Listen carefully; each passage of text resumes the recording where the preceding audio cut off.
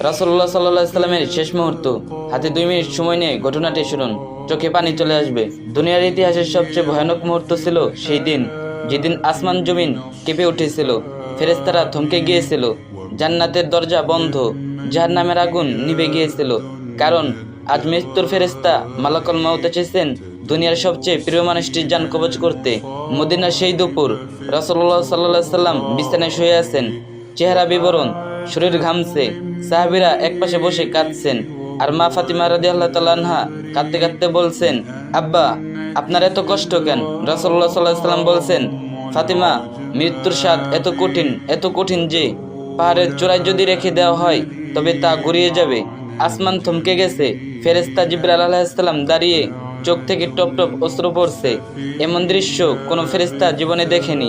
মালাকুল মাউত এসে সালাম করলেন, ইয়া রাসূলুল্লাহ সাল্লাল্লাহু আলাইহি ওয়াসাল্লাম, আল্লাহ আমাকে হুকুম দিয়েছেন আপনার রূহ কবজ করতে, তবে অনুমতি ছাড়া আমি স্পর্শ করতে পারবো না।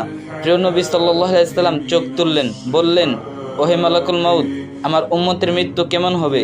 মালাকুল মাউত মাথা নিচু করে বললেন, ইয়া রাসূলুল্লাহ সাল্লাল্লাহু আলাইহি ওয়াসাল্লাম, কোন উম্মত ভয়ানক আযাবে পড়বে, চোখ উল্টে যাবে, জিহ্বা বেরিয়ে আসবে, দুনিয়া তাদের জন্য অভিশাপ হয়ে যাবে। রাসূলুল্লাহ সাল্লাল্লাহু আলাইহি ওয়াসাল্লাম কেঁদে দিলেন, বললেন, হে আল্লাহ, আমার উম্মতের আযাব আমার উপর দিয়ে দাও, আমি নিতে রাজি, তাদের ক্ষমা করো। একথা শুনে ফেরেশতারা কেঁপে উঠল। মালাকুল মাউত এগিয়ে এসে রাসূলুল্লাহ সাল্লাল্লাহু আলাইহি ওয়াসাল্লামের জান কবজ করতে গেলেন। তখন নবীজি সাল্লাল্লাহু আলাইহি ওয়াসাল্লাম বললেন, জিবরাইল, এবারও কি তুমি থাকছো?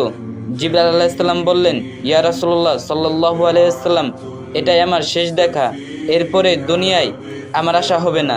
নবীজি সাল্লাল্লাহু আলাইহি ওয়াসাল্লাম বললেন, তাহলে একবার আল্লাহর কাছে বলো উম্মতকে ক্ষমা করে দিন।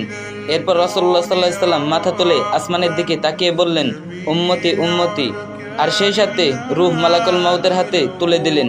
চোখের কোণে অশ্রু, ঠোঁটে নামাজের কথা। সেই মুহূর্ত আকাশ অন্ধকার, বাতাস থমকে যায়, জান্নাত জাহান্নাম স্তব্ধ, ফেরেশতারা হাউমাউ করে কাঁদছে, পুরো দুনিয়ায় কান্নার আওয়াজ। রাসূলুল্লাহ সাল্লাল্লাহু আলাইহি ওয়াসাল্লাম মৃত্যুর সবচেয়ে কঠিন যন্ত্রণা নিজের জন্য নিলেন, শুধু যেন আমরা জাহান্নামের ভয়াবহতা থেকে বাঁচি। আর আমরা কি করছি? নামাজ গুনার জন্য ভুলে গিয়েছি। আজও সময় আছে ভাই, ফিরে এসো, একবার সিজদায় পড়ে বলো, ইয়া আল্লাহ, রাসূলের উম্মত হয়ে তোমার কাছে ফিরতে চাই। কথা কোনো ভুল ত্রুটি হলে ক্ষমার দৃষ্টিতে দেখবেন, আর ভিডিওটা একটা শেয়ার করে দিবেন, আর যে যত পারেন বেশি বেশি কপি লিঙ্ক করে দিয়েন।